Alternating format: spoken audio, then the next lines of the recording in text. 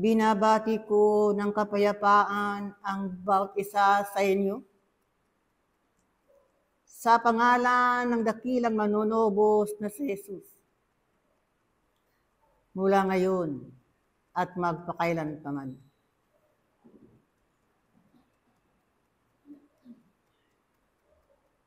Mapalad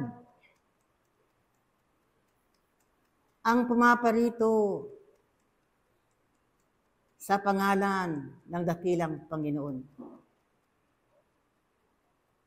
Mapalad ang nag-iingat sa kanyang mga salita o aking mga iniibig na mga kapatid. Katotohanan nga o aking mga iniibig na mga kapatid.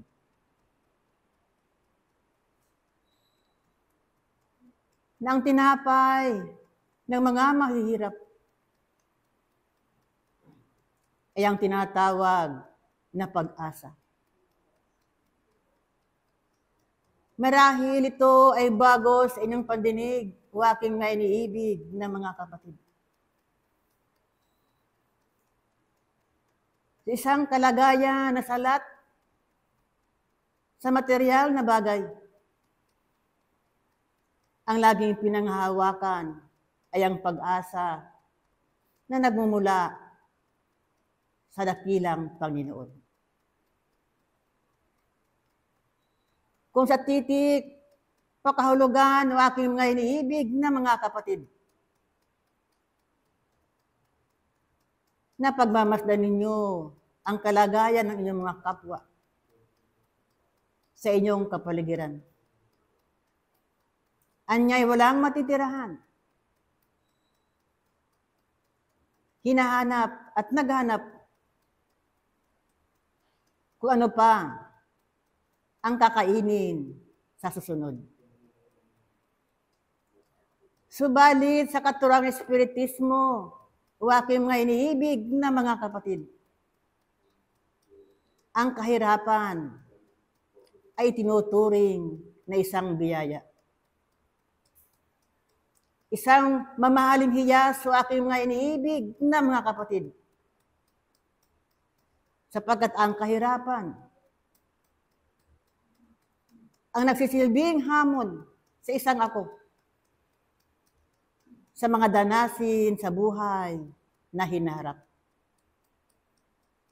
Kung kaya nga't o aking mga iniibig na mga kapatid, ang kahirapan ng siyang nagtuturo sa isang ako upang magkaroon ng pananalig at pananampalataya sa isang Diyos na makapangyarihan sa lahat. Ang kahirapan ang siyang nagbukas ng kanyang kamalayan kung paano siya mamumuhay sa ibabaw ng lupa. Kung paano siya mamumuhay kasama ang kanyang kapwa sa lipunan na ginagalawan.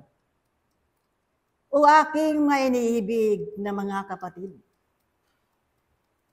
Katotohanan nga ang kabigatan ng buhay ay hindi matatakasan ng tao.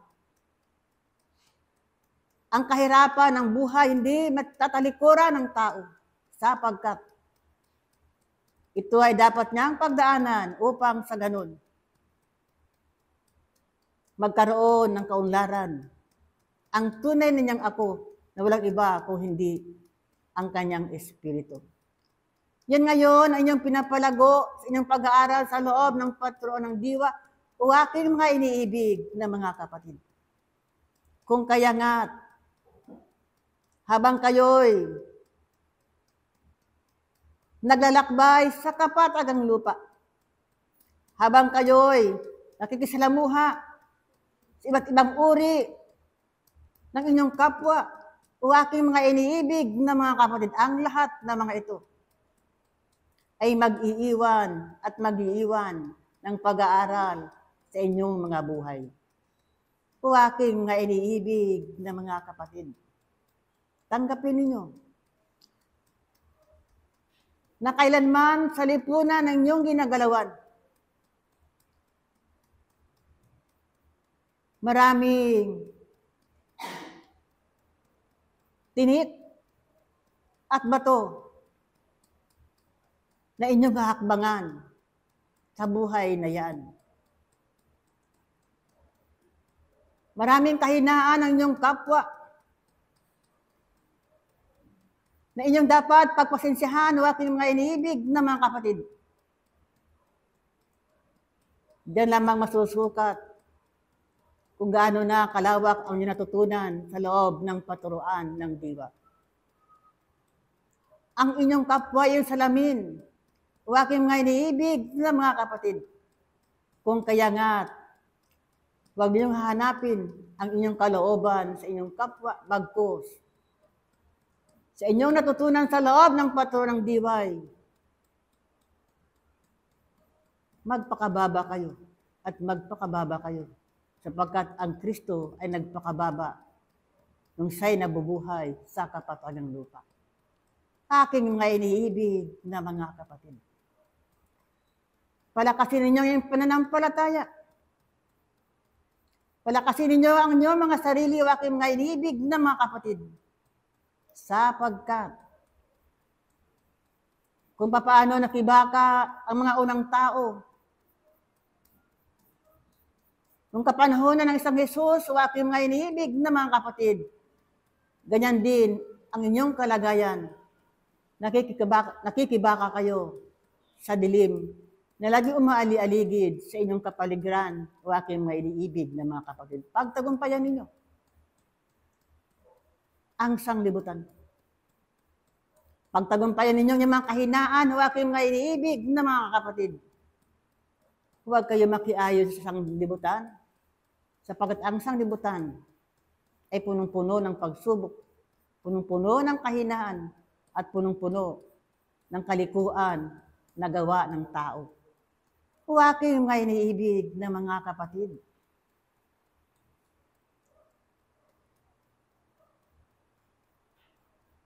Kayo, na malaonang nag-aaral sa loob ng paturuan ng diwa. Ano ang hinahanap sa inyo ng kaitasan? O aking mga iniibig na mga kapatid? Hindi ang karunungang makalupa. Hindi ang kayamanang makalupa ang hinahanap sa inyo ng kaitasan o aking mga iniibig na mga kapatid. Ang hinahanap sa inyo ay ang bunga na nanggagaling sa kaitasan. Ito ngayon ang inyong palaguin sa inyong mga sariling kakuan o aking mga iniibig na mga kapatid. Kung kayo man ay nagtitiis sa buhay na yan,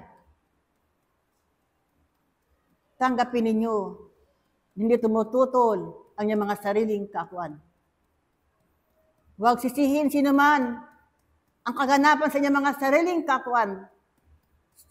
Sisihin ninyo yung mga sarili sapagkat nariyan pa rin ang kahinaan at karupukan ng isang laman. Kaya bagay makapagsasabi sa mga sandaling ito na ako'y malakas ng espiritista.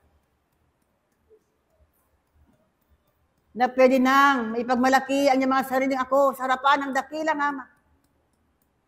O kaya pa rin isang espiritista nagtataglay ng kahinaan at karupukan ng isang laman o aking mga iniibig na mga kapatid. Kung kaya nga, sa mga laging paalaala sa inyo ng kabatayan. Hindi ito paalaala na haturan niyo mga sariling kakuan, kundi ito ay paalaala upang sa ganun. Higit na lumakas ang inyong pananampalataya, lalong magningning inyong pananampalataya sa harapan ng dakilang Panginoon. O aking mga iniibig na mga kapatid, naway. Sa inyong pagparito sa mapalad na maganito, bagamat kakunti ang inyong bilang, o aking mga iniibig na mga kapatid, hindi nagkukulang ang kabatayaan at ang kaitasan sa pagbibigay ng kaaliwan sa bawat isa sa inyo. Ang aking karagdagan, buksan ng santong kasulatan, ang sulat ni Apostol Pablo sa mga taga Pilipos 4, 12 hanggang 13. Pakibasa. Ito po yung sinasabi sa Pilipos 4:12 hanggang 13. 13. Marunong akong magpakababa at marunong naman ako magpakasagana sa bawat bagay at sa lahat ng bagay ay natutuhan ko ang lihim maging sa kabusugan at maging sa kagutuman at maging sa kasaganaan at maging sa kasalatan. 13. Lahat ng mga bagay ay aking magagawa doon sa nagpapalakas sa akin. Maliwanag o aking may iniibig ng mga kapatid.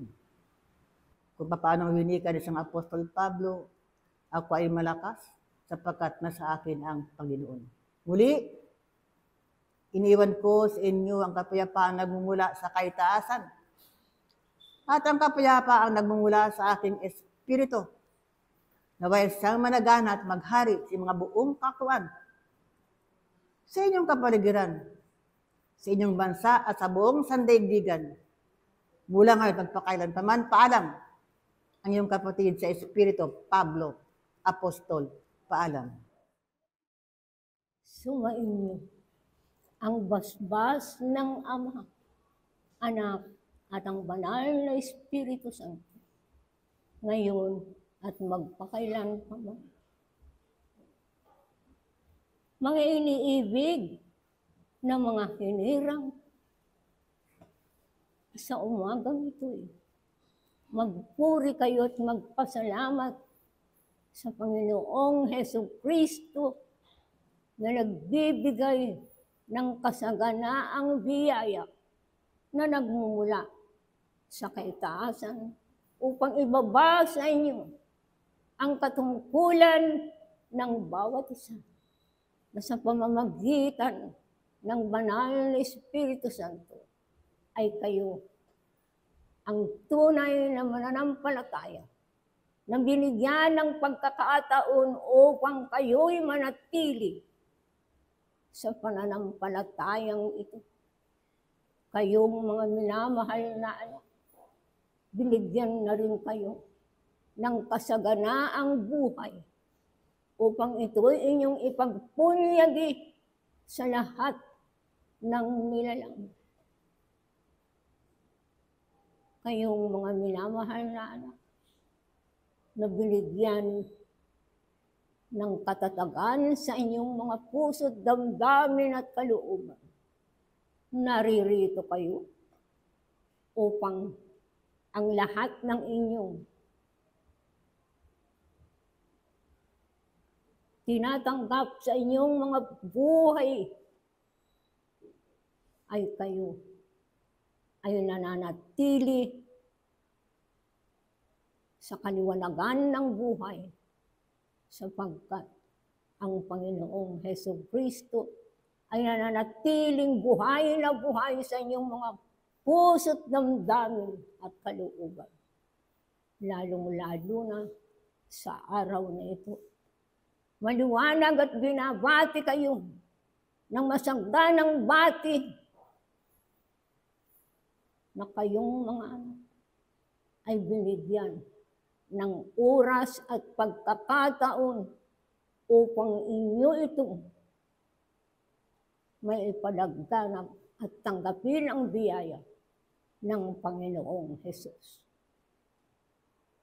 Marami sa inyo ang nagpupurit, nagpapasalamat sa umagang ito dahil naririto kayo at saganain ang banal na Espiritu Santo na siyang namamalagi sa inyong mga puso, isipan at damdamin sapagkat maliwanag na sinasabi ng banal na kasulatan sa Juan 5, versikulo 5 hanggang 6. Pakibasa.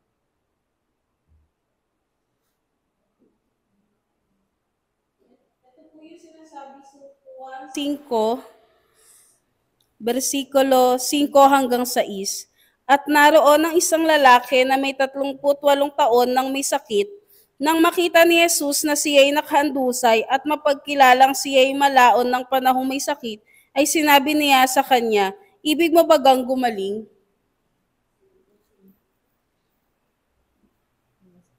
Iyan ang isang katungkulan ng bawat isang nag-aaral. Kung paano magpagaling ang isang medium na nagbibigay ng kasaganaang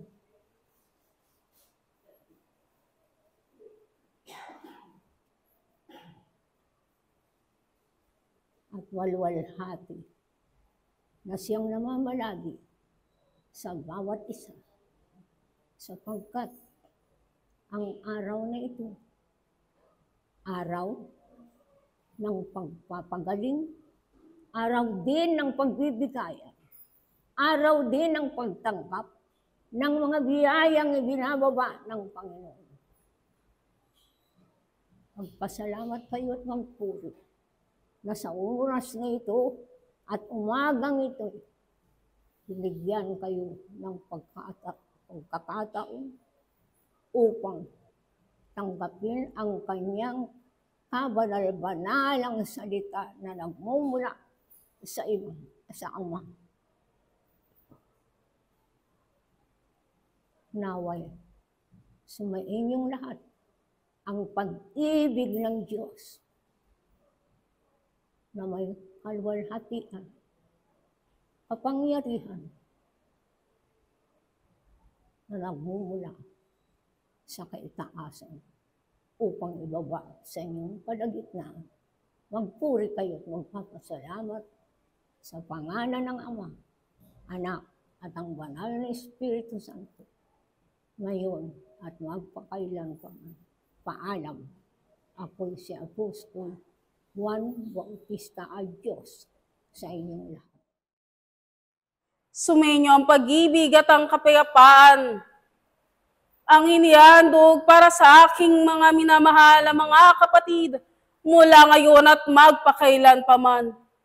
Ano nga ba ang pag-ibig ng dakilang Panginoon?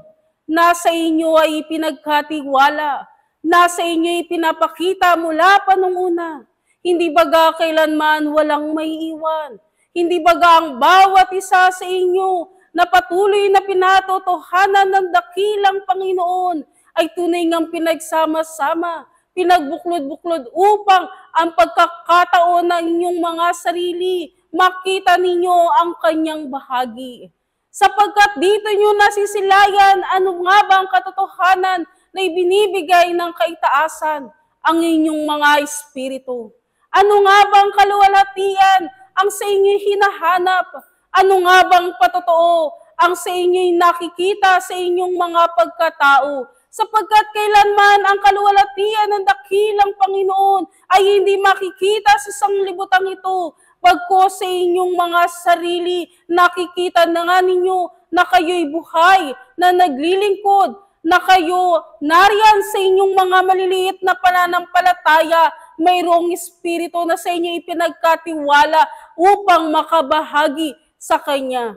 Sapagkat ang bawat isa sa inyo na binigyan ng pagkakataon at pagkakatiwala, gaano nyo nga ba nakikita ang inyong mga sarili bilang isang tagapaglingkod ng dakilang Panginoon, bilang Kanyang kamanggagawa, sapagkat marami ang sa inyo'y patuloy na tumatalikod at tinatakpan ng inyong mga mata upang nang sa ganon ang inyong mga kahilingan at ang inyong kagilingan sa sanglibutang ito ay tunay nyo ngang masilayan. Bagkus ano nga ba ang sa inyo'y itinuturo ng kaitaasan? Buksan at buhayin nga ninyo ang inyong mga espiritu upang inyong madama ang pag-ibig ng dakilang Panginoon. Ibinahagi ang isang buhay na ito, aking mga iniibig na mga kapatid, upang hindi ninyo makita ang isang layaw sa isang lamang ito. Upang ang bawat isa sa inyo ay patuloy na magbalik sa kanyang sinapupunan, sa inyong mga nalimot na mga tungkulin, sa inyong pangako sa harapan ng dakilang Panginoon na ipagpapatuloy nga ninyo ang inyong pag-aaral upang nang sa ganon ang bawat isa ay tunay ngang makatungtong at magkaroon ng isang pananampalatayang kailanman ay hindi na mawawaglit sa inyong mga salita, sa inyong mga kaisipan, damdamin at kalooban, sapagkat dito nga ninyo itinitindig ang inyong mga sarili. Dito nakikita ng inyong mga pagkatao, gaano nyo nasisilayan ang bawat tungkulin, ang bawat pag-ibig at pagkakataon na ibinabahagi ng kaitaasan upang kayo ay patuloy na matulungan sa inyong bahagi. Sapagkat katotohanan, bawat limos ng panahon na inyong ibinibigay sa harapan ng dakilang Panginoon, tunay nga itong binibigyan sa kaitaasan ng pagkakataon upang banay-banay nga ninyong makita, banay-banay ninyong masilayan ang katotohanan na hinahanap ng inyong mga espiritu. Aking mga iniibig na mga kapatid sa paturuan, narito ka ngayon, binibigyan nga ninyo ng panahon ang bahagi ng kaitaasan.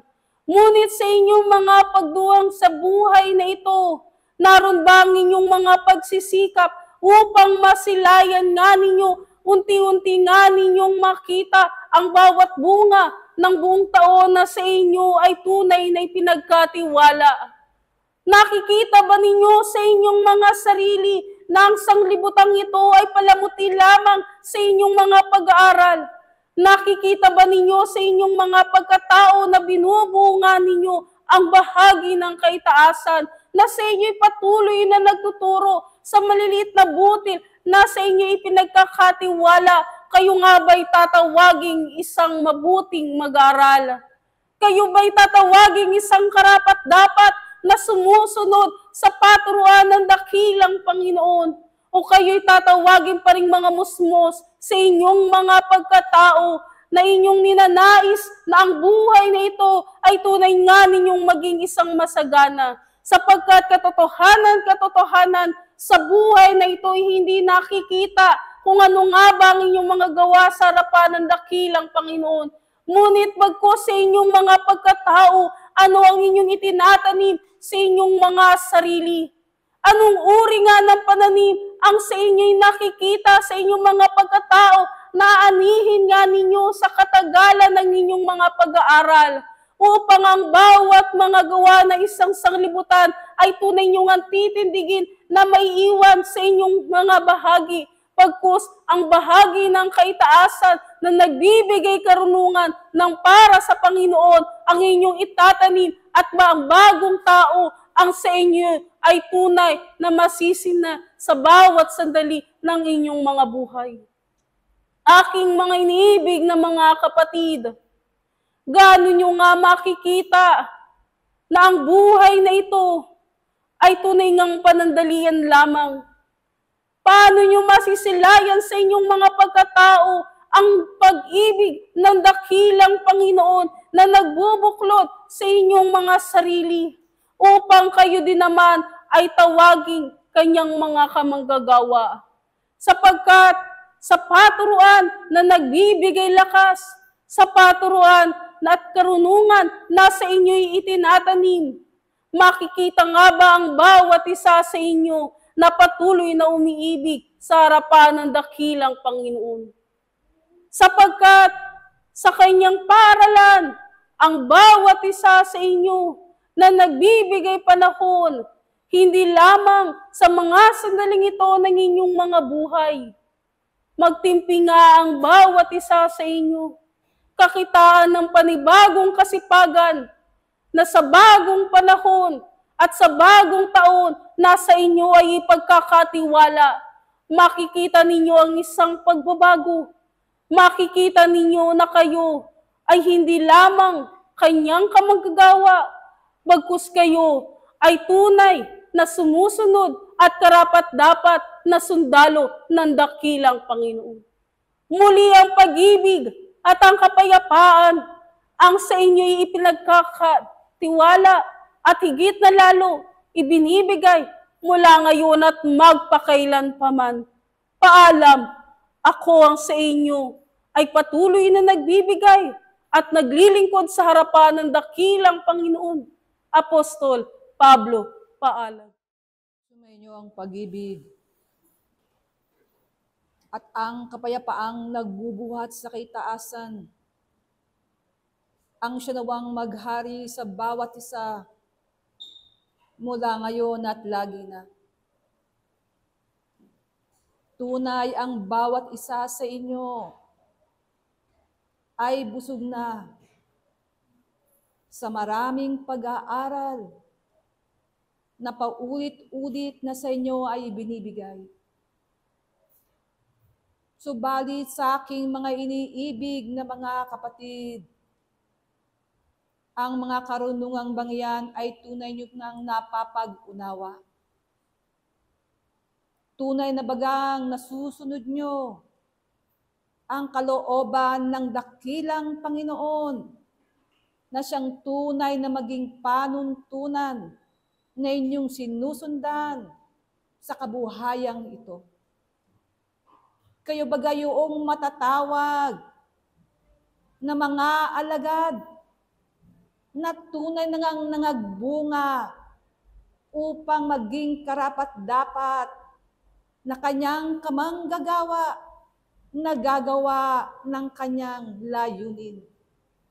Mga iniibig na mga kapatid, inyong alalahanin kung inakala ng bawat isa na kayo ay bahagi ng kanyang puno, kayo ang mga sanga.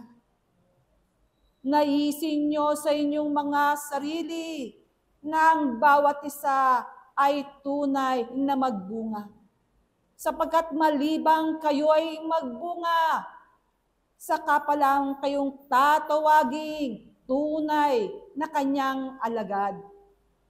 Sapagkat ang alagad ay tulad sa isang mandirigma na naroroong laging makikitang nakahanda, na ang kanyang sarili ay binibigay ng may buong kabuuan at ang kanyang sarili tunay sa patang sandata upang ang kanyang sarili ay laging nahanda. Mga iniibig na mga kapatid, ang katungkulang sumunod sa likuran ng dakilang Panginoon, ang kanyang mga biyaya at palatuntunan na binibigay sa bawat isa at tunay na nais na may pagkatiwala, kinakailangan ng bawat isa ay kakitaan na magbunga na ngayon sa Espiritu. Bakit ang gayon? Sapagkat o aking mga iniibig na mga kapatid, ang tunay na alagad ng dakilang Panginoon ay may sapat na katalinuhan, may sapat na kakayahan, matibay ang kanyang pananampalataya at tunay niyang napapag-unawa ang tunay na kahulugan ng tinatawag na pag-ibig. Ang mga katangiang bagang ito o aking mga iniibig na mga kapatid ay nasa sa inyo ng katauhan. Kung kaya nga't siya sa atin ng bawat isa ang kanyang sarili, o kung dili kaya, ay hayaan nyo ang Panginoon ay siya sa atin ng inyong mga puso, kung ano nga tunay na nilalaman nito. Kayo ay matagal nang nag-aaral sa paturuan ng diwa at ang hiwaga ng kanyang pag-aaral ay sa inyo nga'y ibinigay. Binigyan kayo ng kaunawaan sapagkat nakakakitaan ang inyong mga puso ng isang pagnanais na kayo man ay makasunod sa Kanya. Subalit o aking mga iniibig na mga kapatid, kung laging tatakpan ng tao ang kanyang mga mata at ipagkakait ang kanyang puso na tunay na may pagkaloob ng kabuuan sa dakilang Panginoon, sino nga kaya ang iyanasa ng bawat isa na maging puno ng kanyang sarili? Kayo ay binigyan ng buhay, ng isang katawan at ang bahaging yan o aking mga iniibig na mga kapatid ay hindi para sa kung saan, kundi ang bahaging yan ay tunay na para sa Panginoon. Pero ito ang hindi na pag-uunawa ng karamihan sapagkat ang kanyang sinusunod ay ang layaw ng kanyang sariling katawan. Kung kaya nga't kayo o aking mga iniibig na mga kapatid, malibang supilin nyo ang inyong mga sarili sa mga paggalaw na ito, paano nga kayong makasusunod o aking mga iniibig na mga kapatid? Ang lahat ng ito ay isang paalala upang inyong mga katiyagaan, ang inyong mga pagsisikap, ay dumating na ang panahon na kayo nga ay magsipagbunga ng hindi nang ayon sa laman, kundi nang ayon sa Espiritu na siyang niyanasa ng dakilang Panginoon na maganap sa bawat isa. Mga iniibig na mga kapatid, hayaan niyong maghari ang pag-ibig ng dakilang Panginoon sa inyong mga katauhan. Ihayag niyo ang inyong mga sarili sa kanyang harapan na isang haing buhay, isang malinis na tunay na magiging kapakinabangan ng ayon sa layunin ng dakilang Panginoon. Kung kaya nga, ang mga pagsisikap na yan, na inyong ginagawa sa kapanahunang ito, tunay na higit niyong kailangang siyasatin, sapagkat kung di gayon ay maaaring nagkakasala at nagkakamali ang bawat isa. Sapagkat sa panahon na inyong binigay ang inyong kasagutan sa kanyang harapan, ay hahanapin sa mga gawa ang mga bagay na inyong tinanguan. Kung kaya nga't kung ang mga bagay na ito ay di pa rin naisasagawa, anong magiging kabuluhan ng bawat pangako na ibinibigay ng bawat isa? Ano nga ba ang tunay na nilalaman ng inyong mga puso? Kayo bagay hindi pa napapagod sa paulit-ulit na pangyayari sa inyong mga buhay at narito, tulad pa rin ng isang bata, ang bawat isa. Kayo nga'y tunay na may gulang na sa mga pag-aaral, kaya't ang kapanahunang inyong inilaan, bigyan nyo ng kabuluhan sa harapan ng dakilang Panginoon, subalit lalong-lalo na sa inyong mga sarili upang minsan pa ang kalayaan na nasa ng isang espiritu ay kanyang matamo. At ito lamang ang aking iiwan sa aking mga iniibig na mga kapatid. At ang pag-aaral nawa ay magpatuloy sa bawat isa ng tunay na may kapayapaan at pagpapainuhod na ang kalooban ng dakilang Panginoon ang siyang magbigay daan upang kayo ay tumungo sa tamang landas. Kaya't hanggang dito ako, at muli ang pag-ibig at ang kapayapaan ang siyang aking iniiwan sa bawat isa mula ngayon at lagi na. Ang inyong kapatid sa isang Panginoon at isang pag-aaral, Pedro, Apostol, paalam. Pag-ibig at kapayapaan ang sumainyo ngayon at magpakailanman. Tunay na ang bawat isa ay kumikilala ayon sa Espiritu, sapagkat ito ang katotohanan na ang bawat isa ay tunay nga na ayon sa Espiritu. O mga iniibig kong mga kapatid, papaano ito maisakatuparan ng isang ako na maghahari sa bawat isa ay tunay nga na ang Espiritu na mula sa kaitaasan na ito ang lalagi sa bawat puso ng mag-aaral. Ano ang bahagi ng pag-aaral dito sa sanglibutan at kung bakit ang bawat isa ay pabalik-balik upang makaganap ng anumang bagay na sinumpaan sa harapan ng dakilang Ama. Mga iniibig kong mga kapatid,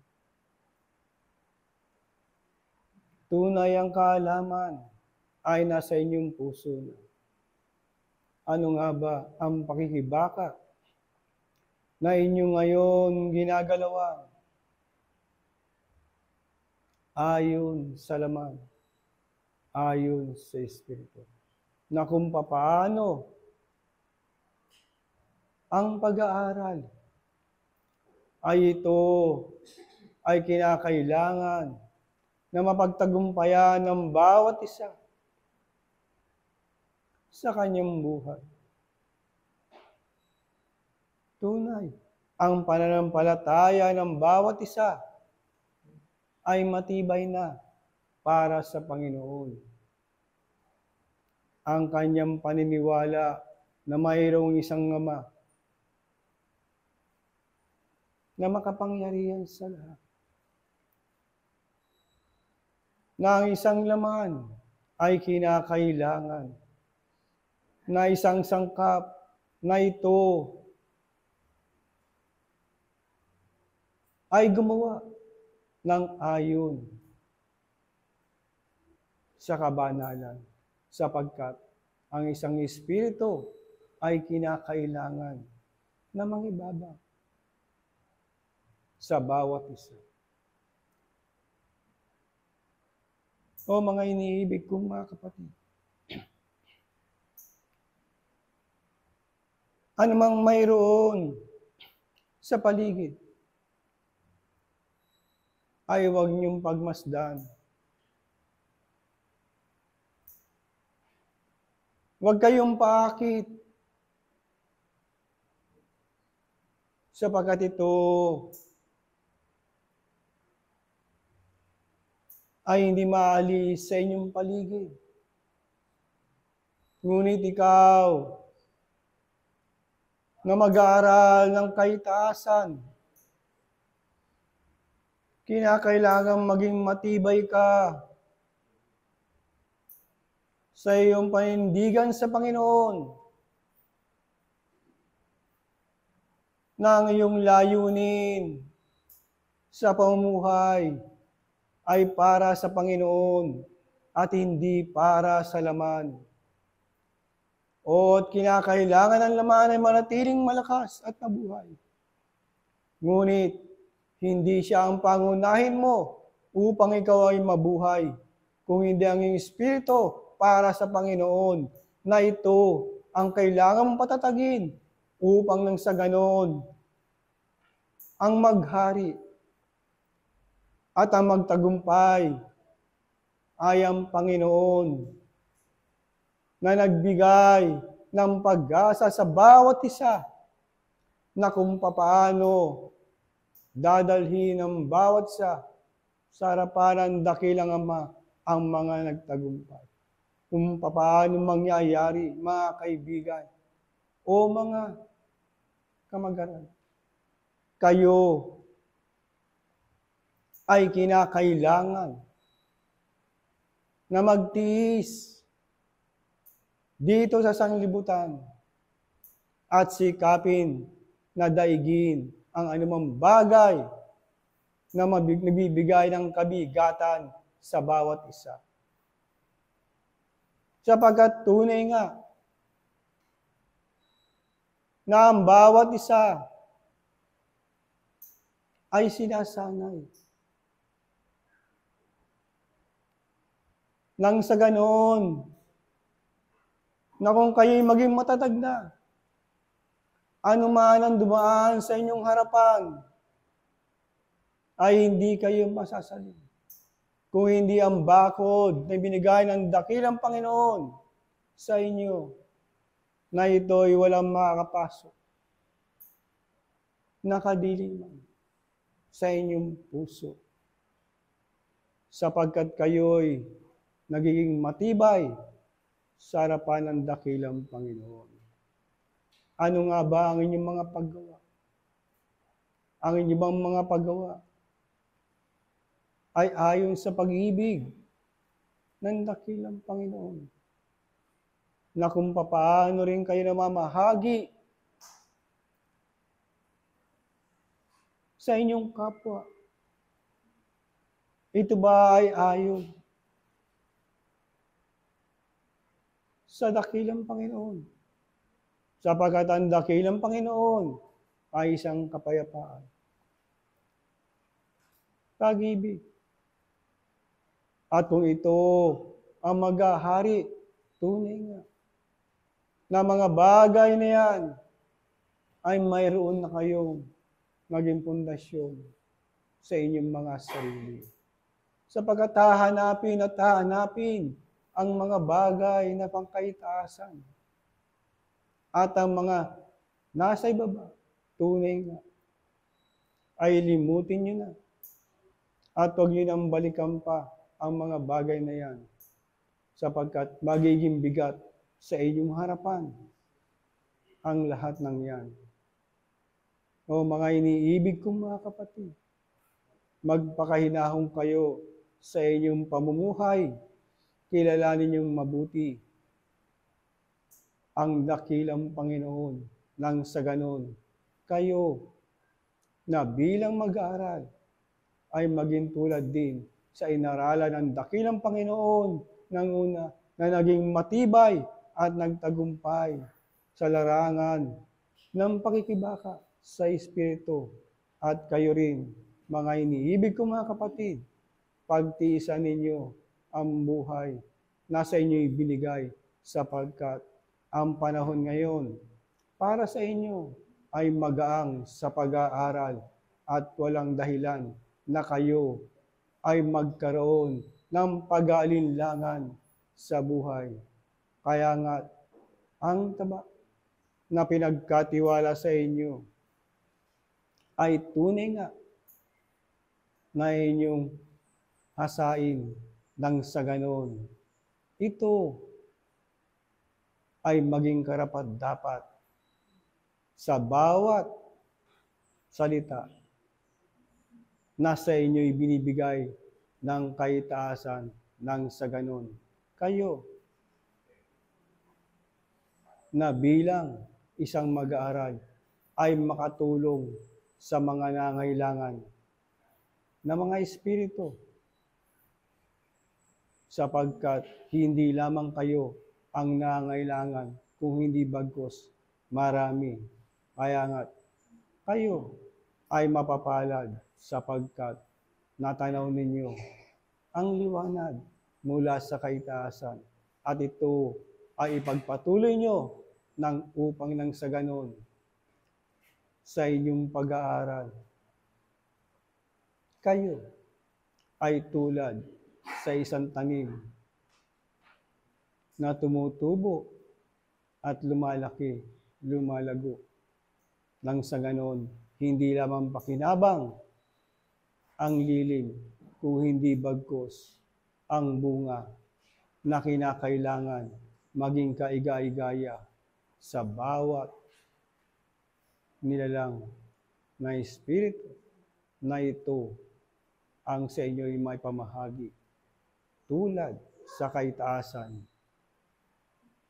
ayon sa liwanag na ibaba. O mga iniibig kong mga kapatid, ipagpatuloy niyo ang pag-aaral ayon sa Espiritu, nang sa ganon kayo na nakasimula na ay tunay nga na ang mga bagay na sa inyo'y ibinibigay ng kaitaasan ay magpatuloy ang kapayapaan sa inyong buhay. At nang sa ganon, ito ang maging halimbawa ng maraming kaluluwa ayon sa kalooban ng dakilang Panginoon. Hanggang dito na lamang at muli, iiwan ko sa inyo ang pag-ibig at ang kapayapaan nagmumula sa isang dakilang Panginoon ngayon at magpakailan pa man. Paalam ang inyong kapatid sa Espiritu, Pablo Apostol. Paalam. Pag-ibig, kapayapaan, at ang isang lakas, at ang liwanag na siyang ipinagkakaloob sa lahat at bawat isa sa pangalan ng dakilang Panginoong Hesukristo, ang siyang ibinabahagi ngayon at magpakailan pa man.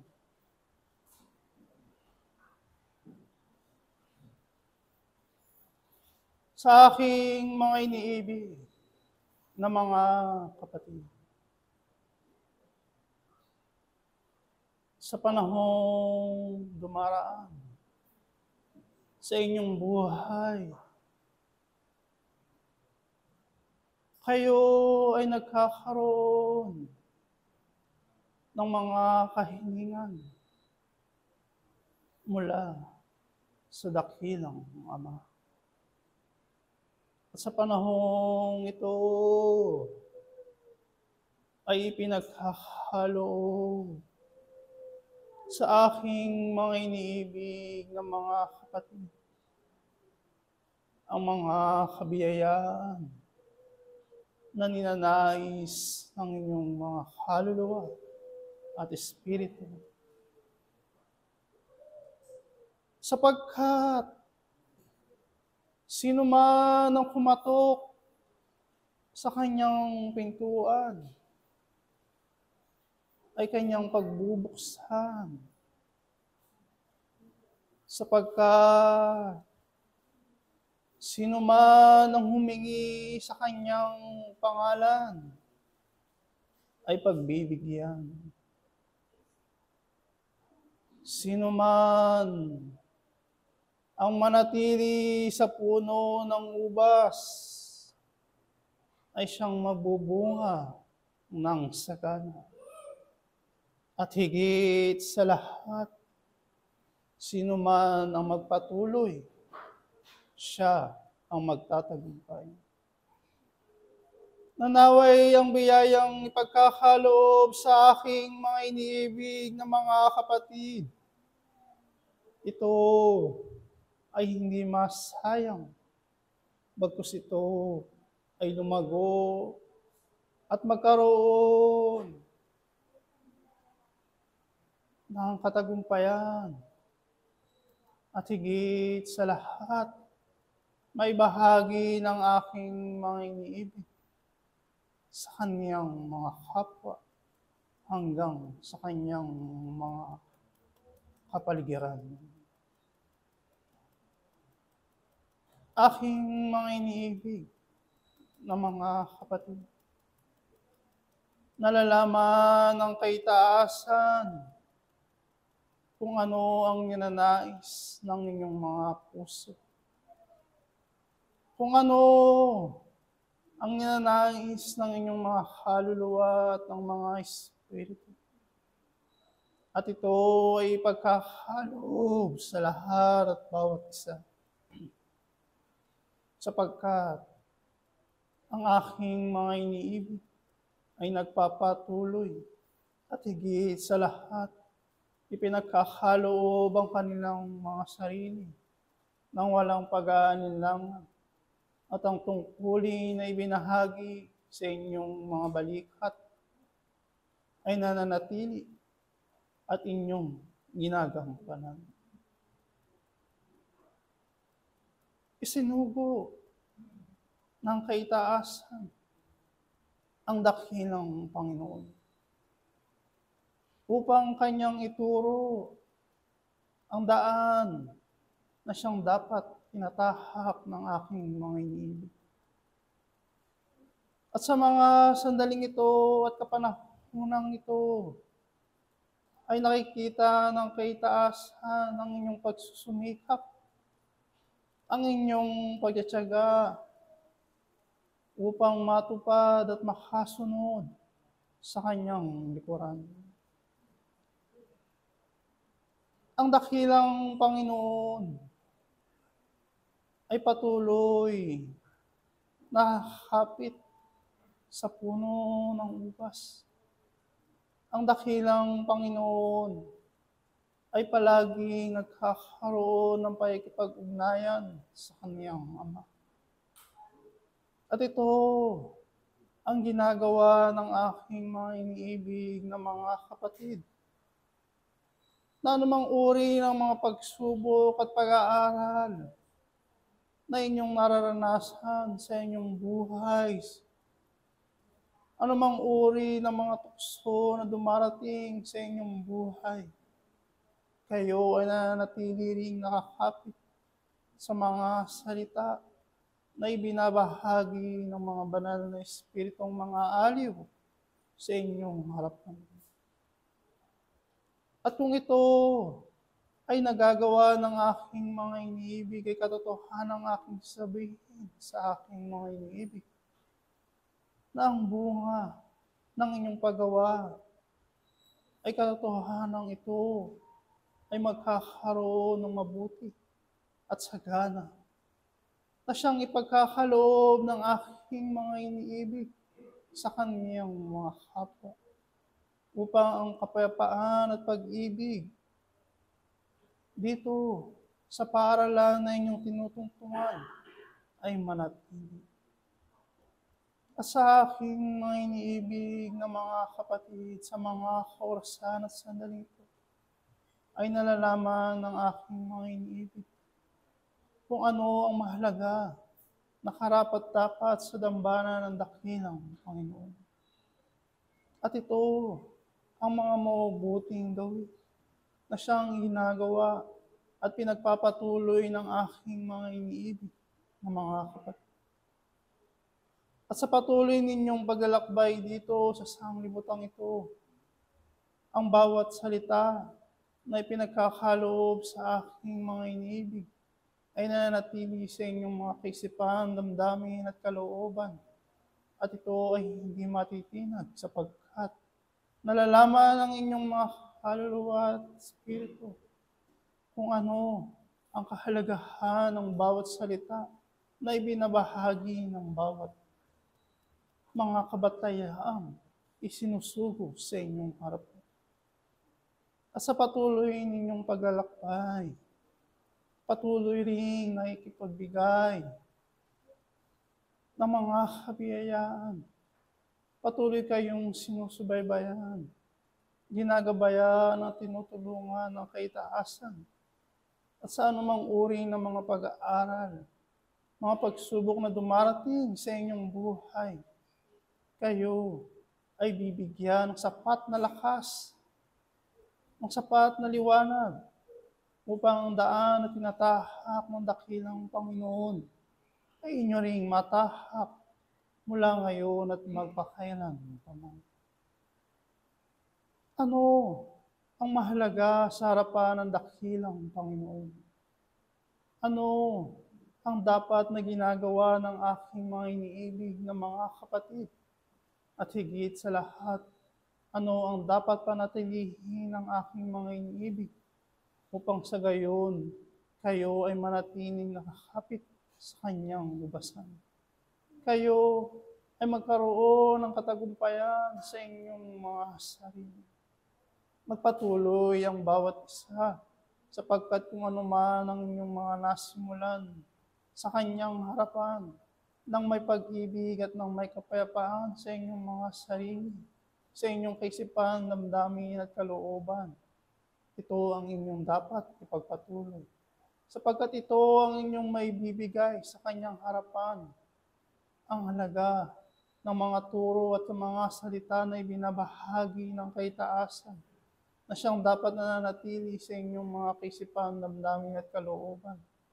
Ito ang ninanais ng kaitaasan na siyang patuloy, na siyang manatili sa inyong mga kaisipan upang sa gayon, anumang uri ng mga pag-aaral na dumarating sa inyong buhay, ito ay inyong mapagtagumpayan.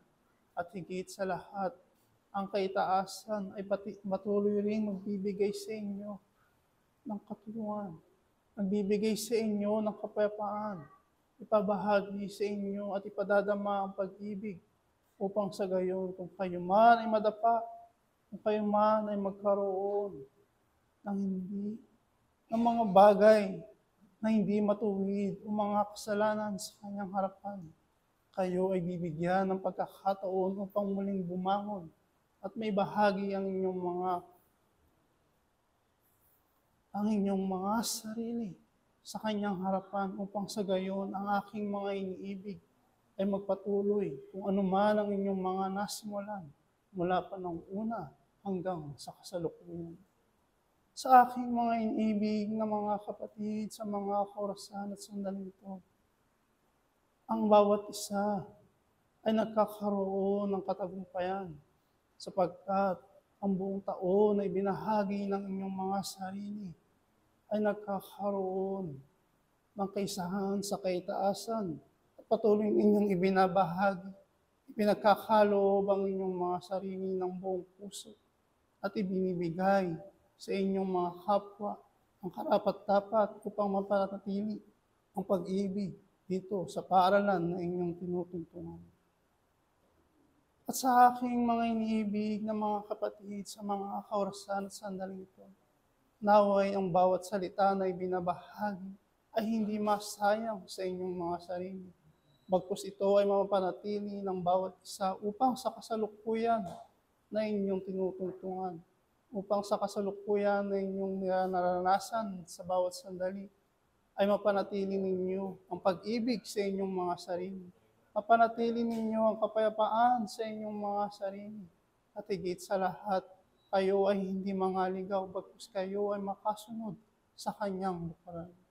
Sa aking mga iniibig na mga kapatid, sa mga kaorasan na sandali ito, naway huwag sana itong masayang sa bawat sandali at pagkakataon ay binabahagi ng kaitaasan, sapagkat ito ay patuloy na ibabahagi at ibibigay sa bawat isa. Ito ay pagkakaloob ng kaitaasan, sapagkat ito ang pangako ng kaitaasan, na sino man sa inyo ang manatili ay siyang bibigyan ng pagkakataon, at sino man sa inyo ang magpatuloy ay katagumpayan ang makakamit. At higit sa lahat, sino man sa inyo ang magbigay ng kaloob sa harapan ng dakilang Panginoon, ay pagkakaloob din ng Panginoon ang lahat ng inyong mga pangangailangan mula sa inyong mga kaluluwa hanggang sa inyong mga espiritu, upang sa gayon kapag dumating sa inyong pagkakataon na kayo ay haharap sa harapan ng dambana ng dakilang Panginoon, ay kayo ay magkaroon ng bahagi na kung saan ito ay may bibigay ninyo ng buong puso at karapat-dapat sa harapan ng dakilang Panginoon. Mga minamahal kong mga kapatid sa isang pag-aaral, magpuri at magpasalamat ang bawat isa sapagkat ang inyong mga kaluluwa at espiritu ay nagkakaroon ng kaligayahan at ang inyong mga karanasan na ibinabahagi sa kaitaasan ay nagkakaroon din ng katagumpayan. At higit sa lahat, kayo ay nagkakaroon ng katagumpayan upang sa gayon ang aking mga iniibig na mga kapatid ay magkaroon ng patuloy na pakikipag-ugnayan at ang tungkulin na ibinahagi ng bawat isa ay manatili sa aking mga iniibig hanggang sa kasalukuyan. Sa patuloy ninyong paglalakbay dito sa sanglibutan ito, ang kaitaasan ay nagagalak sapagkat nakikita ng kaitaasan ng inyong pagsusumikap na kayo sa inyong mga sarili ay nalalaman ninyo na ito ang mahalaga sa kanyang harapan. Ito ang kinakailangan ng inyong mga espiritu upang sa gayon kayo ay manatili sa ubas, mayo ay manatili sa puno, at higit sa lahat kayo ay magkaroon ng bunga na ninanais ng kaitaasan. At sa patuloy ng bawat isa, ang bawat isa ay nagkakaroon ng paikisa sa kaitaasan. At ito ang ninanais ng kaitaasan, na kayo ay hindi magkaroon ng kaugnayan, bagkus kayo ay magkaroon ng patuloy at manatiling pakikipag-ugnayan at sa patuloy ninyong paggawa ng mga mabubuti, at higit sa lahat sa patuloy ninyong paglalakbay ng may karunungan, ng may pag-ibig at kapayapaan, ay katotohanan ng aking sasabihin sa aking mga iniibig na mga kapatid. Ang daan ay tinuro ng dakilang Panginoong Kristo. Ang daan na ibinahagi sa bawat isa ay daan din na inyong patutunguhan. Ito na lamang ang aking may babahagi sa aking mga iniibig na mga kapatid. At muli, ibinagkakaloob sa lahat at bawat isa ang isang lakas, ang isang liwanag, at higit sa lahat, ang dakilang pag-ibig ng dakilang Ama, ang siyang nawang maghari sa lahat at bawat isa, mula ngayon at magpakailan pa man. Ang inyong kapatid sa isang pag-aaral, Apostol Pedro. Paalam. Sumainyo ang pag-ibig at ang kapayapaang nagbubuhat sa isang Diyos mula ngayon at magpakailanpaman. Mga iniibig na mga kapatid, naunawaan na ninyo ang kahalagahan ng bawat panahon. Naunawaan na rin niyo ang kahalagahan kung bakit kayo nakikipagtipan para sa Panginoon. Lahat ng ito ay kabutihan na nakukuha ng tao sa kanyang pakikiisa sa harapan ng kanyang Diyos. Sapagkat ang pagbibiyaya ng Diyos, aking mga iniibig, ay hindi matatawaran. Hindi nga naunawaan ng tao ang kahulugan ng biyaya na nagmumula sa Diyos, sapagkat tanging alam lang ng tao kung ano magpapaligaya sa kanyang puso. Maliban na nga lang ang tao ay tunay nga naliligayahan kung siya'y nakikiisa sa pangalan ng Panginoon. Ano nga ba magpapasaya sa bawat isa? Ano nga ba ang kabuluhan ng biyaya na nanggagaling sa kaitaasan na patuloy sa inyong ibinibigay? Kung hindi nga makikita ng tao ang tunay na pakinabang at tunay nitong kahalagahan. Sa bahagi ng inyong pakikisa, ito ang patuloy na inahandog. Ito ang patuloy na ibinibigay. Hindi hinihintay na ang tao ay makaunawa at tuluyang magkaroon ng pag-ibig at pagpapahalaga sa biyayang yan. Ngunit ang Diyos ay hindi nagdamot, patuloy niya itong ibinubuhos. Upang lagi na, bagamat ang tao ay nakakalimot sa kagandahang loob ng Diyos, pinapaalala pa rin sa bawat kailanman ang Diyos ay hindi nakalimot magbigay ng kanyang kagandahang loob. Ano ito, aking mga iniibig? Ito ba yung bahagi na nagbibigay sa inyo ng kasaganaan? Ito ba yung bahagi na nagbibigay sa inyo ng kagutuman, ng kakulangan? Ito ba yung mga bahagi na sa inyo ay nagpupuno? Ano ang biyaya ng Diyos kung dumarating sa bawat tao? Sa kaitaasan, ito'y tinatawag na bahagi ng karunungan ayon sa katotohanan. Ito rin yung tinatawag ninyong kapayapaan. Ito yung kabuuan ng isang pag-ibig na ibig ipadama ng Panginoon sa bawat isa. Bagamat kung dumarating sa piling ng tao, nagkakaroon kayo ng kanya-kanyang pangunawa at pagkakilala. Ano pat ang biyaya ng Diyos ay nahayan tulad sa mga bagay na nasa sanglibutan. Minsan ay kailangan, minsan ay hindi.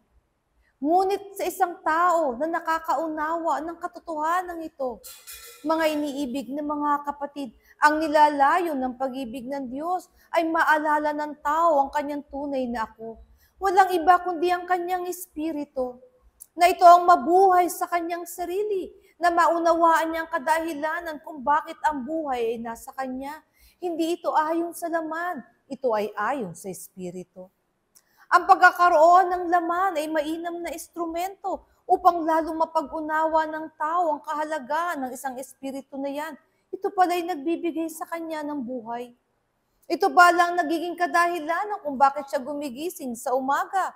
Ito rin pala nagiging kaparaanan upang ang laman na yan ay makibahagi sa sanglibutan, upang dito ang kanyang pag-aaral ay magpatuloy.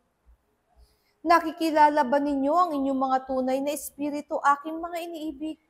Kung ang inyong mga tunay na espiritu ang siyang gumagalaw at naghahari sa inyong mga pagkatao, ano kayang biyaya ang kanyang maihahandog sa kanyang kapwa? Ano ang mga bahagi na kanyang maaaring ibigay na hindi kayang ibigay ng sanglibutan bagamat siya ay may laman? Kaya nga, sa patuloy na pakikipag-aral ng bawat isa, sa patuloy niyong pakikibahagi, sa panalisiksik ng katotohanan na yan, at pagkuha ng tunay na pag-ibig na nagmumula sa Diyos, ito'y nagbibigay kaparaanan sa bawat isa, aking mga iniibig, na gumising ang kamalayan ng isang espiritu. Sapagkat nandoon ang pangako ng Diyos, nandoon ang kabuuan ng isang biyaya. Kung nanagnais nga ang bawat isa magkaroon ng pagtunay na pagkakawang gawa, kinakailangan mabuhay ninyo sa inyong sarili ang kamalayan ng inyong mga espiritu sapagkat dito nagmumula ang kadalisayan ng pag-ibig ng Diyos na siyang tunay na kawang gawa.